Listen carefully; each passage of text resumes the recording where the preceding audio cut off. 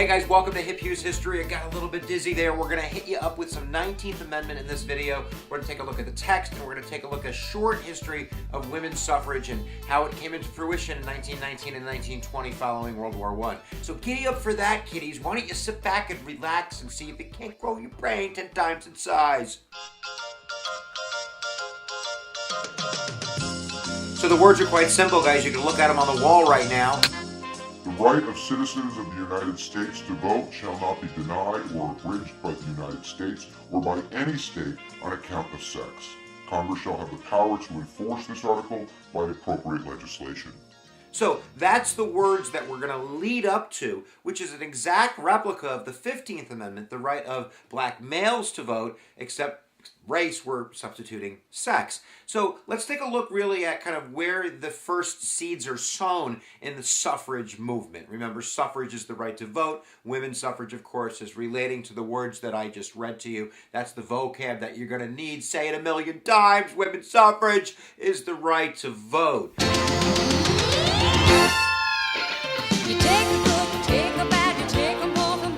We start with the Constitutional Convention in 1787, and we're just going to say that there's really no women's voice there. Abigail Adams, I think, is the only one that mentions it in a letter to John Adams, remember the ladies, but they don't remember the ladies. And in fact, when we really look at kind of what's going on with direct voting in the original Constitution, we're talking about the House of Representation. The Electoral College is completely indirect. Senators are chosen by their state legislatures. So in terms of people actually going out and voting, we're only really talking about the House. And those qualifications are left to the state. It's kind of a reserved power. And no states back then, except New Jersey. New Jersey let women vote. And I say let, like they let them because it's a natural right and such. Didn't restrict their natural right to vote until 1807. And at that point, really, we're done talking about the Constitution and voting rights. So let's take a look at kind of the period leading up to the Civil War. We'll go from the Civil War to World War I, and then bada boom, bada bing, you'll be smarter.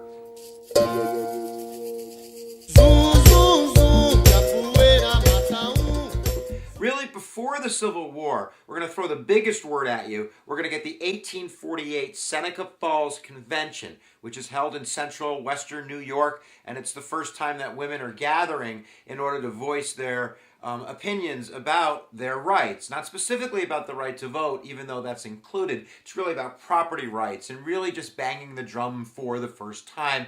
And that's the Women's Declaration of Sentiments. I'm just throwing vocab at you. In a sense, that's like the Women's Declaration of Independence. Basically, the idea here is, how can we have a society based on consent of the governed when half of the governed don't give their consent? So that's really the starting point. And really, Seneca Falls is a culmination of women being involved with the abolitionist movement. Really, the right of women to vote is very closely associated with the right for African Americans to live free. William Lloyd Garrison, the famous abolitionist from Massachusetts, who was a press operator, he wrote a publication, an anti-slavery publication, was also talking about women's rights in the early 1840s, 1850s. So abolitionists like the African-American Frederick Douglass, who lived in Rochester, is starting to hook up with Elizabeth Stanton and with Lucretia Mott, Quakers, religious folks, prohibitionists, temperance movement folks, kind of social reformers that want to get their hands in the giddy and get women the right to vote. So that culminates, like we mentioned before, in the 1848 Seneca Falls Convention. And then really there's kind of a pause. There's a pause for about 30 years as we deal with the issue of slavery. The 1850s is really racked with the Fugitive Slave Act and John Brown and leading up to the Civil War. Then of course we get the Civil War, and it's really important at this point, before we transfer into the post-Civil War era, to remember that the amendments passed in the Civil War are going to be really at the heart of the argument of women saying that this should include us as well. The 13th Amendment, not so much, but that 14th Amendment, specifically in that 14th Amendment, not only in the Equal Protection Clause, that state shall not deny its citizens equal protection, but in Clause 2 of the 14th Amendment, it specifically talks about how states are not going to be allowed to discriminate against voters. In this case, they're referring to black male voters, but women are going to make that argument in the courts. So let's take a look at post-Civil War.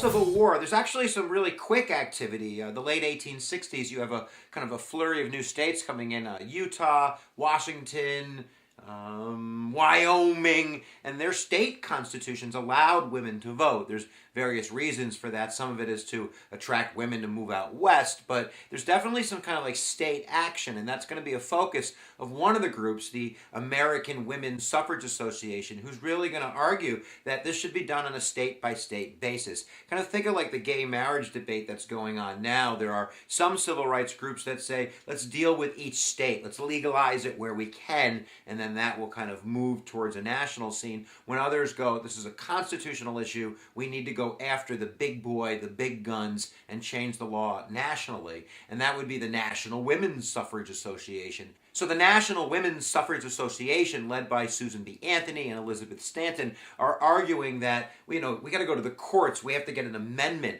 They really were against the 15th Amendment because it was only for black males. They were arguing we need to go after the big boy here and get something that includes women as well. When the American Suffrage Association was saying, let's get, the abolitionist thing done and get black males the right to vote, and then we'll deal with kind of that women issue next. Nevertheless, those two groups are eventually going to forge and kind of become one force, arguing for a new amendment. The National Women's Suffrage Association actually gets a court case. That court case, Minor versus Happersett, is going to argue that the 14th Amendment should nationally give women the right to vote. And the court actually unanimously decides that the 14th Amendment's intention was for African Americans, and states can still deny women the right to vote. So on goes the fight, and in 1872, Senator Aaron Sargent from California becomes the first to propose an amendment to the Constitution, which is soundly and resoundingly defeated. There's just not the support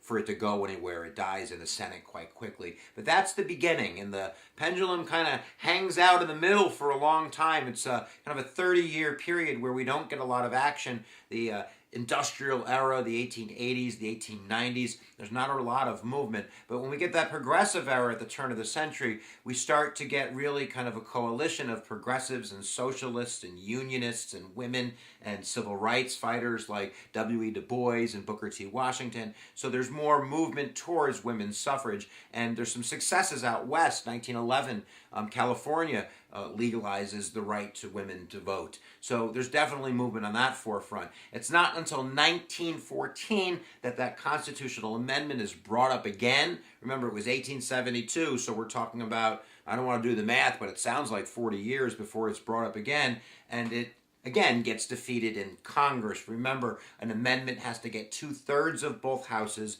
and 3/4 of the states in a ratification phase, and we're just not there yet. But I don't know if you know what I know. It's 1914. Who knows what happens next? That's right, bang bang, World War I. So the women's suffrage movement really finds its success in this union of the National Women's Suffrage Association and the National Women's Suffrage Association to the National American Women's Suffrage Association. And this is run by Carrie Chapman Catt, who decides that she and her organization is going to support the war effort. And this was unpopular in many women's circles, progressive circles, socialist circles. They were against the war, but they make this calculated decision that this is what's best for women's suffrage. And that group begins to be shown and supported by the Woodrow Wilson administration as a patriotic group, in a sense that women are doing their duty to fight the war, to lend their hand, and they're going to be rewarded, in a sense, with this constitutional amendment following the war. And that's what's going to happen. And this is in dire, opposition to groups like the American Women's Party, who were protesting like heck and marching outside the White House and holding signs against the war and really trying to radicalize the argument. And I'm not saying one is better than the other, but the truth is, at the end of the day, that Wilson is going to get behind the National Americans Women's Suffrage Association and support this constitutional amendment. So the actual passage of that amendment is a little bit rocky. It was defeated in Congress a couple times in 1918 and the beginning of 1919. But by the end of 1919, Woodrow Wilson is able to round up those votes. He gets the necessary majority in the House by 30 or 40 votes, and it's really close in the Senate, but that stone skips across the water, and they get the 2/3 necessary. So in 1920, as the war is ending, it gets thrown to the states, and it's really kicked around there for about a full year before it ends up in Tennessee. And, the opposition is really coming from Southern Democrats who are conservative, Southern Democrats who opposed civil rights, Southern Democrats who are standing on the principle of states' rights and you can't tell me what to do and yada, yada, yada. But I believe it was by one vote. I'm pretty sure that it was, I'm going to say like 50 to 49, something like that in the Tennessee legislature. So by one vote, Tennessee becomes the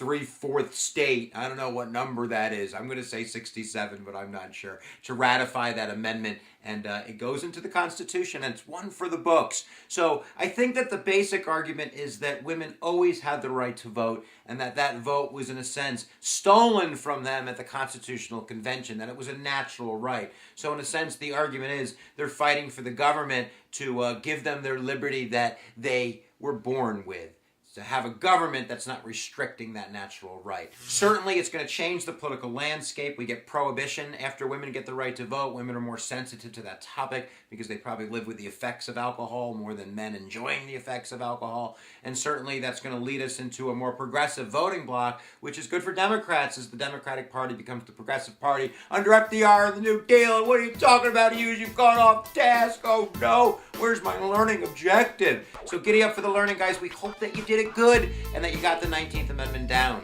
Down! Where attention goes, energy flows.